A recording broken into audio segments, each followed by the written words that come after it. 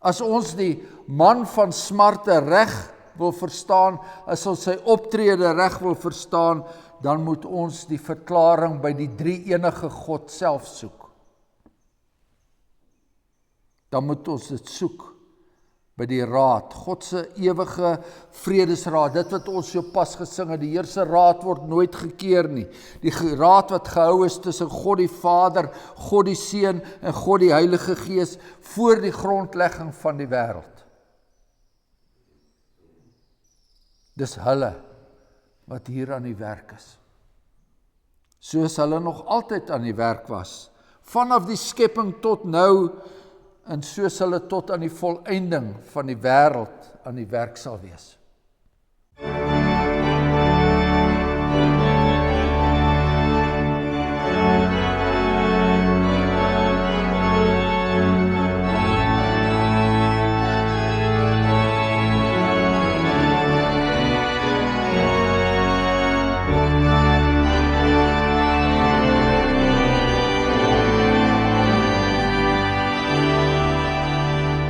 Kom ons bid saam. Driemaal heilige God, Vader, Seun en Heilige Gees. 'n dag wat ons uit U Vaderhand ontvang het en waarin ons besonder bewus is van U ryke seëninge. En ons dank U daarvoor. Ons dank U dat U deur die wolke wat U winde oor die oseane gaan haal, dat U hierdie aarde bevochtig het.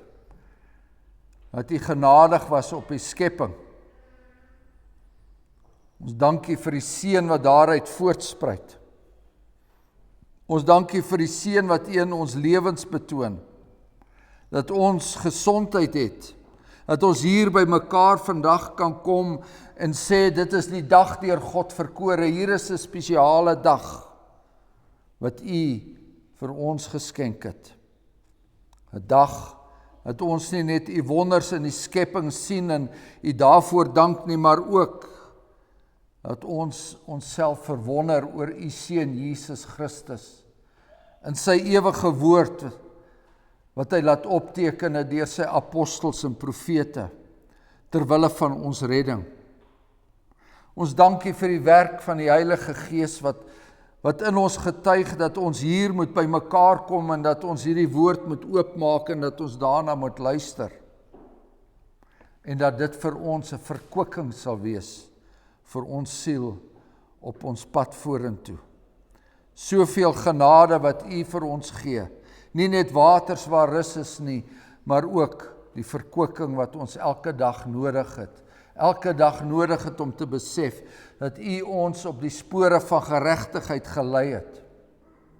Ons bid dan, Hemelse Vader, dat ons vandag verwonderd sal wees. Dat ons verwonderd sal wees oor dit wat ons Here Jesus Christus gedoen het en wat God die Vader gedoen het en wat die Heilige Gees steeds doen. En dat hierdie verwondering nie net vir hierdie dag sal wees nie, maar vir hierdie week wat kom. Ons bid dan dat U dit nou sal stil maak in ons binneste. In die naam van ons Here Jesus, deur wie ons weet ons sonde vergewe is. Amen.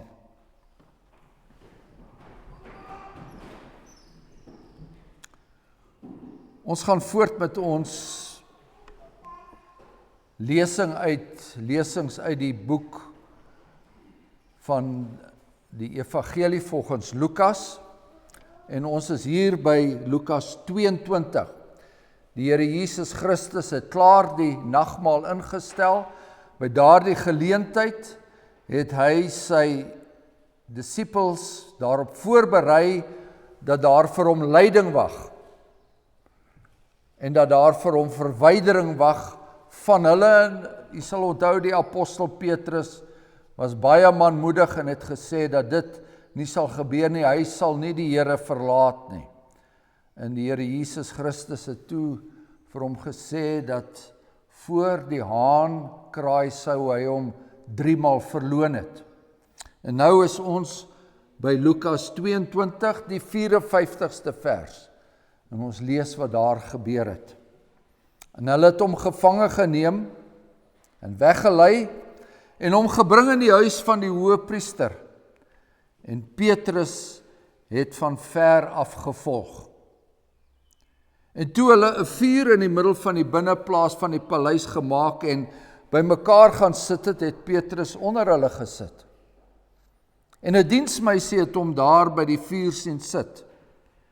En nadat sy hom vas aangekyk het, sê sy, hierdie man was ook saam met hom.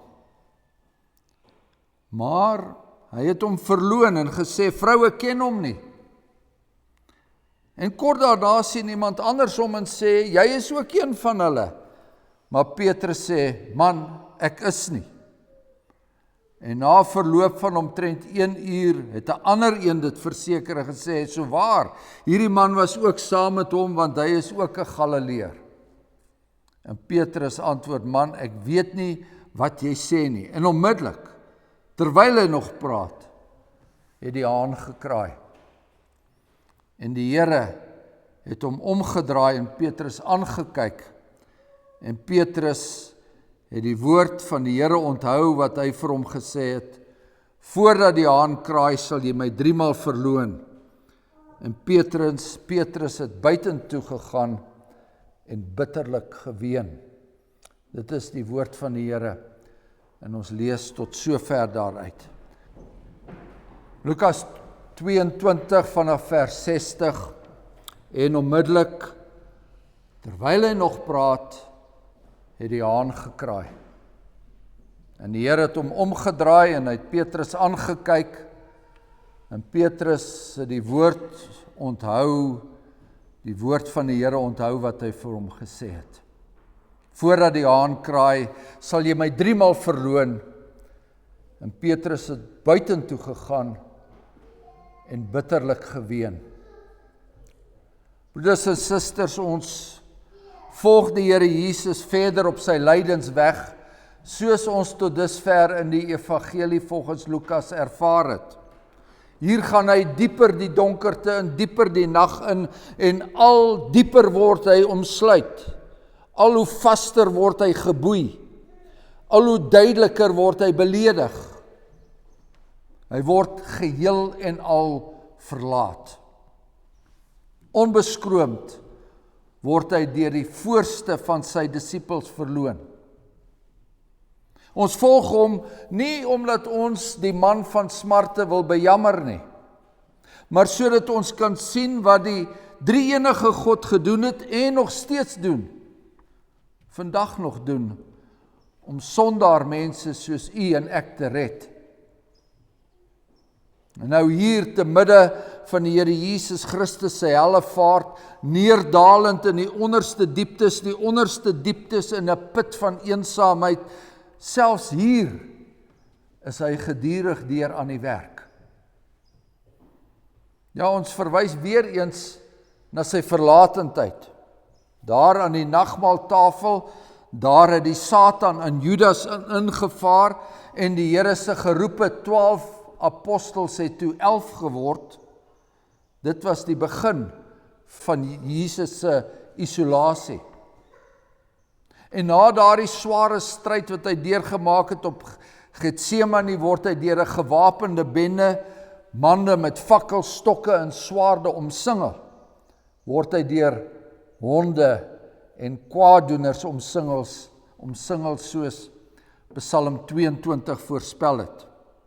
En sy disippels kies die haasepad, daar op 'n streep. Markus vertel van een enkele jong man met 'n linnedoek om sy naakte lyf, wat die arrestasiebende gevolg het, maar toe hulle hom ook wou gryp, het hy net ontkom, sy linnebedekking agtergelaat en hy het kaal verder weggehardloop.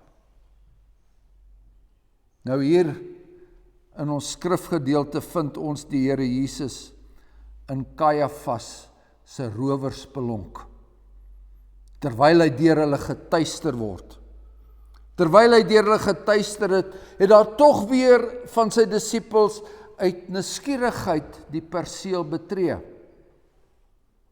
Petrus word prominent genoem, saam met die bediendes en die ander staan hy rondom 'n koolvuur, soos ons lees in die evangelie volgens Johannes. Dit was 'n koue nag.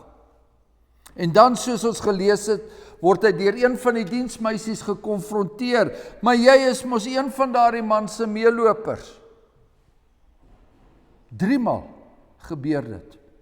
3 maal verloon Petrus sy Here. Vroue ken hom nie. So kom hulle die eerste maal.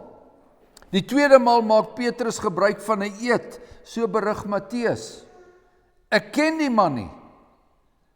En dan 'n derde maal vloek en sweer hy, ek ken die man nie. Jesus was verag en deur mense verlaat, so het Jesaja geprofeteer. Maar meer nog, hier in ons skrifgedeelte sien ons die Here Jesus Christus verdiep in sy eensaamheid. Hier word sy afsondering onderstreep, 3 dubbel onderstreep. Die eerste maal, toe sy disippels weggevlug het, sou ons hulle kon probeer verskoon.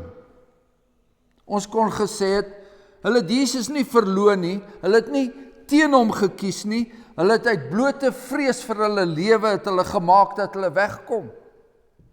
Hulle het nie teen hom gekies nie, hulle het bloot hulle eie veld probeer het. Maar die vlug herken hulle dat hulle hom ken. En dat hulle sy volgelinge is, en juis daarom vlug hulle. Wie sou nie onder soortgelyke omstandighede dieselfde gedoen het nie?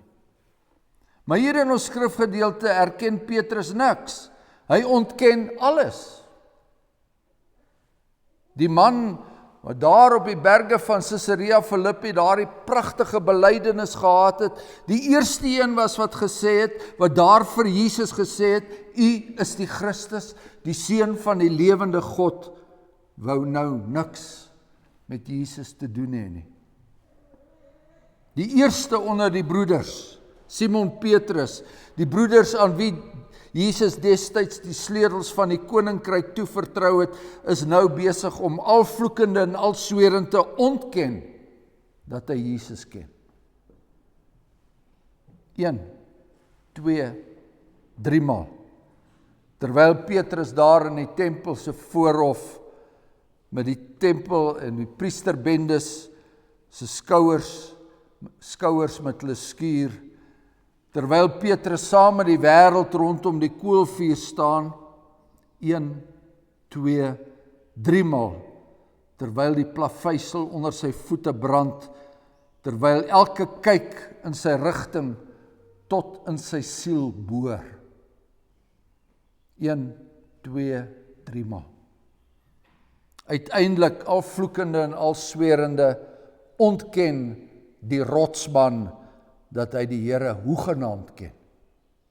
Uiteindelik al vloekende en al swerende noem Petrus sy Here, noem hy sy verlosser, noem hy die een wat hom daar uit die stormwaters opgetrek het, noem hy Jesus saam met die bediendes, noem hy hom daardie man.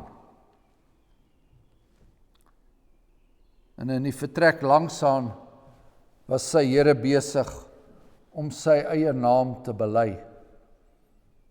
Na 'n vuishou op die mond, deur die bloed heen, ek besweer U by die lewende God en die hoëpriester om beveel, ek besweer U dat U vir ons sal sê of U die Christus, die Seun van God is, en dan kom die antwoord wat die engele in die hemel begeerig was om te hoor, maar ook die antwoord wat die owerste van die duisternis uiteindelik self ook wou hoor, en Jesus het gesê, U het dit gesê. Ja, dit is so.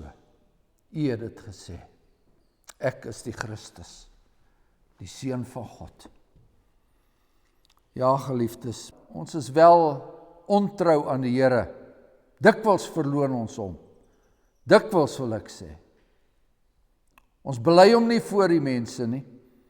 Soms sal ons selfs nie voor ons eie familie bely nie.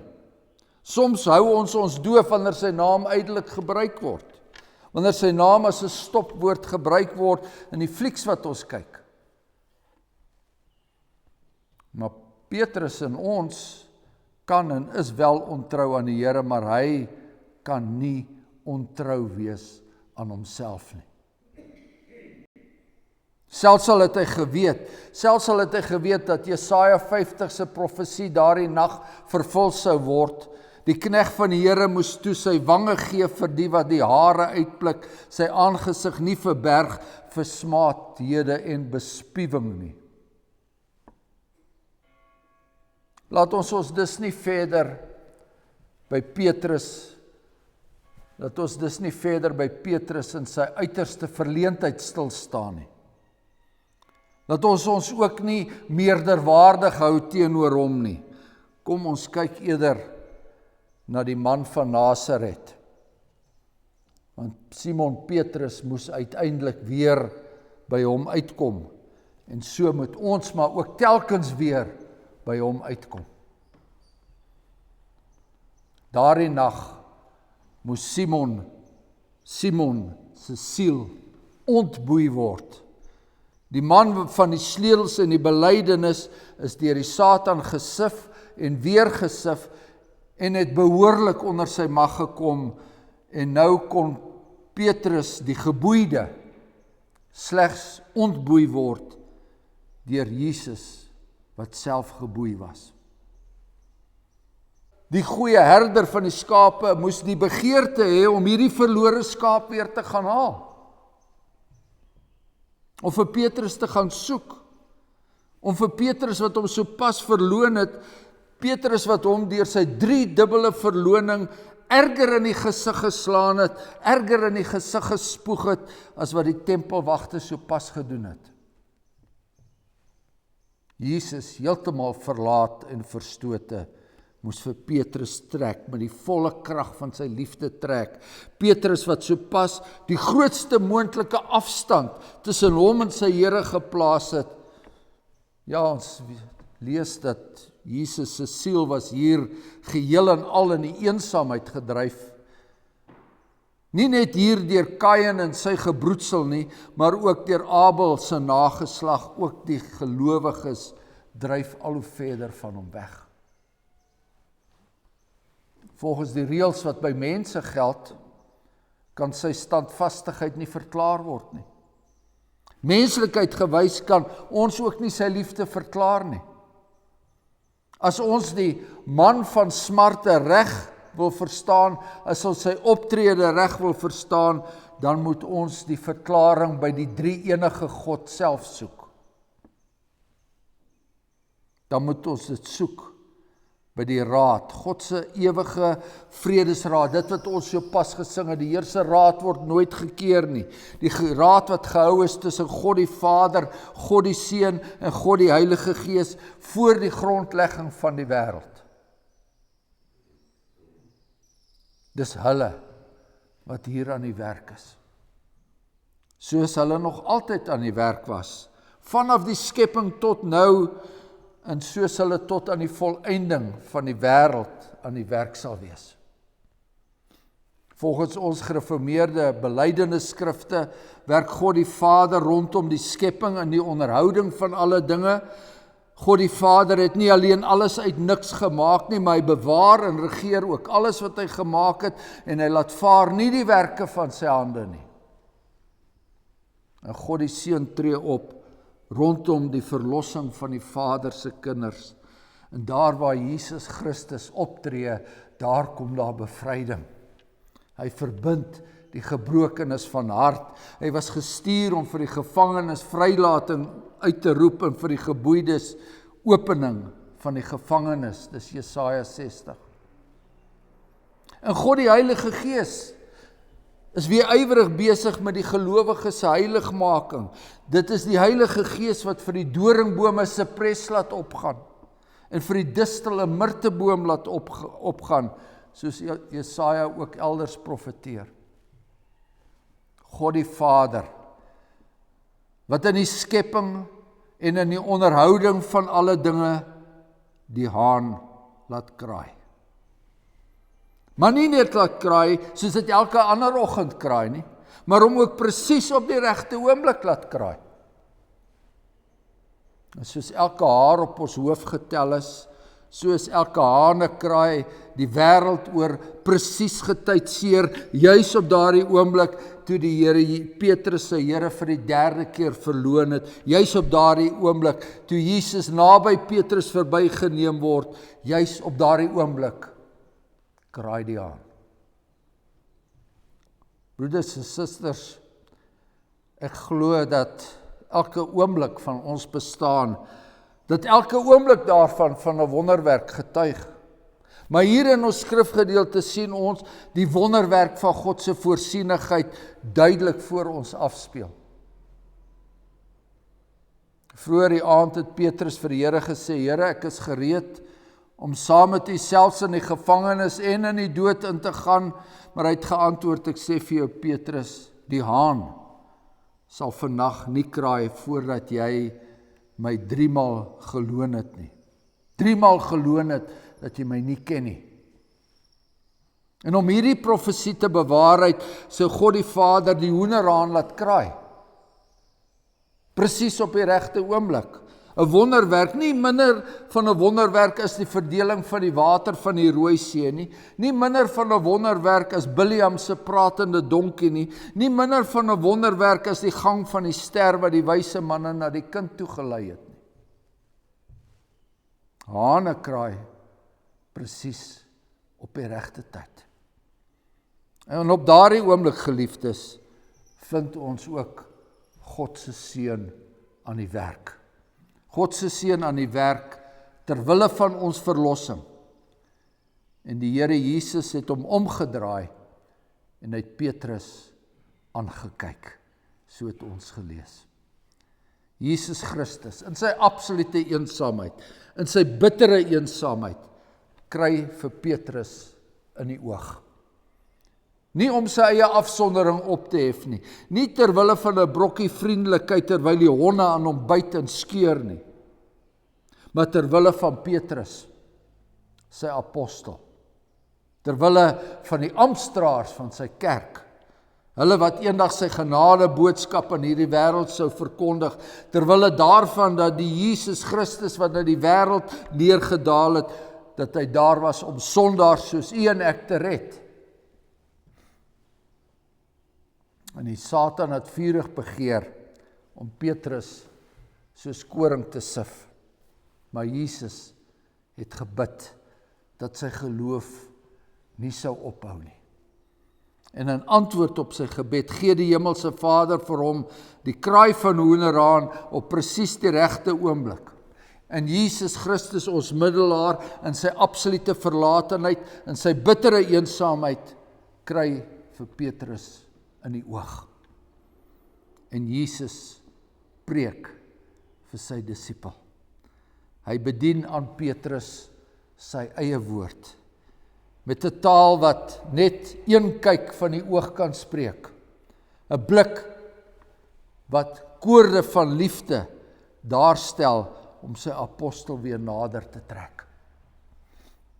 God se seun aan die werk, terwille van ons verlossing.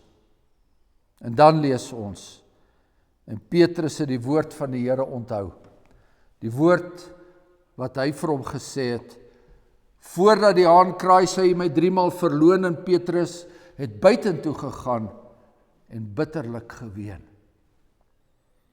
En hier is die 3de persoon van die goddelike drie-eenheid aan die werk. God die Heilige Gees besig met ons heiligmaking.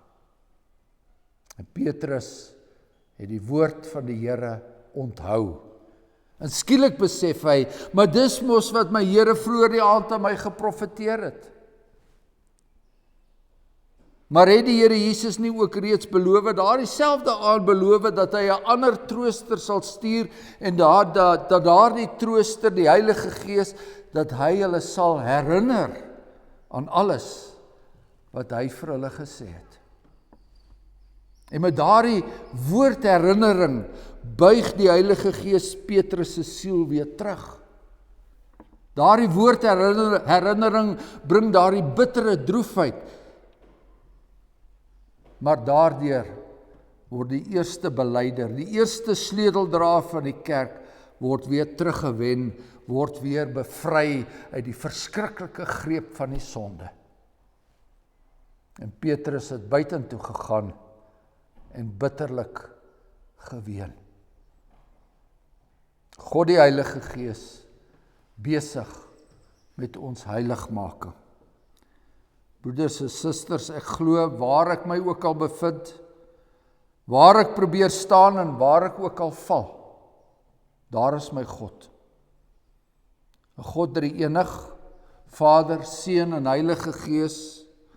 Daar is my God onkeerbaar aan die werk, ter wille van my saligheid. Amen. Kom laat ons dank. Genadige God en hemelse Vader, ons vra om vergifnis dat ons so dikwels klein van U dink. Ons vra om vergifnis dat ons ten spyte van soveel genade, soveel woordverkondiging, dat ons so dikwels net die eenvoudige dinge rondom ons raak sien en dan glo dat dit alles is wat daar is.